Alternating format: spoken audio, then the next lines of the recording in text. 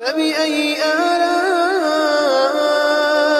ربكما تكذبان؟ جتنے خیر کے کام ہیں وہ سب سے زیادہ آسان، جتنے شر کے کام ہیں وہ سب سے زیادہ مشکل۔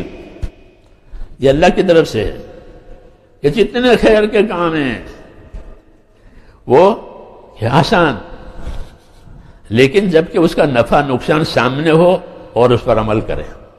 ایک صحابی نابینا تھے، روایات میں ہے، اپنی جگہ بیٹھے رہتے تھے، کوئی مانگنے والا سائل آیا اور اس نے آواز لگائی تو انہوں نے اپنی جگہ سے لے کر گھر کے آخر تک ایک ڈوری باندھ رکھی تھی، وہ ڈوری کے سہارے سہارے سہارے باز کر اس کو دیا تھا۔ سائل کو دینے کا حکم ہے۔ ان کے بیٹوں نے کہا آپ نابینا ہیں، ہم کو دے دیجئے، ہم بھی آئیں گے، مقصد تو اس کی مدد کرنی ہے، آپ کو ٹھوکر لگے گی، پتہ نہیں کیا ہو جائے گا۔ تو انہوں نے بتایا کہ یہ مسئلہ نہیں ہے، مسئلہ یہ ہے کہ ہم نے اپنے نبی صلی اللہ علیہ وسلم سے یہ بات سنی ہے کہ حاجت مند کی حاجت اپنی ذات سے پوری کرنا، اپنی ذات سے اس کو دینا، یہ آدمی کو بری موت سے بچاتا ہے۔ یہ ہے بات، کسی حاجت مند کی حاجت اپنی ذات سے پوری کرتے، اس لیے میں اس کی حاجت اپنی ذات سے پوری کرنا چاہتا ہوں۔ یہ ہے بات کہ مجھ کو میرے عمل پر کیا ملے گا، اس کا کیا طریقہ ہے، پھر اس کا کیا انجام ہے۔ ہاں، اس سے میرے دوستو ضرورتیں بھی دین بن جاتی ہے اور دین کے کام بھی دین بن جاتے ہیں۔ ضرورتیں بھی دین بن جاتی ہے، کھانا بھی دین بن جاتا ہے، کمانا بھی دین بن جاتا ہے۔ مسلمان دنیا دار نہیں ہوتا، کافر دنیا دار ہوتا ہے۔ وہ یہ کہتا ہے کہ یہی دنیا ہے اور کیا ہے، کھانا پیا مر گئے، ختم،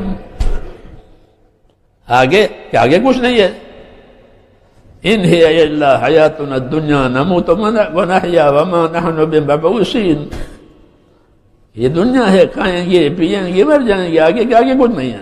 یہ کافر کہتا ہے، کیوں کہ وہ آخرت کے بارے میں اندھا ہے، آخرت کے بارے میں وہ اندھا ہے، اس کو خبر نہیں ہے، اس کو نبی کی روشنی پہنچی نہیں ہے، یا پہنچی اس نے لی نہیں ہے، اس لیے وہ یہاں بھی اندھا ہے اور قیامت پہ بھی اندھا اٹھے گا۔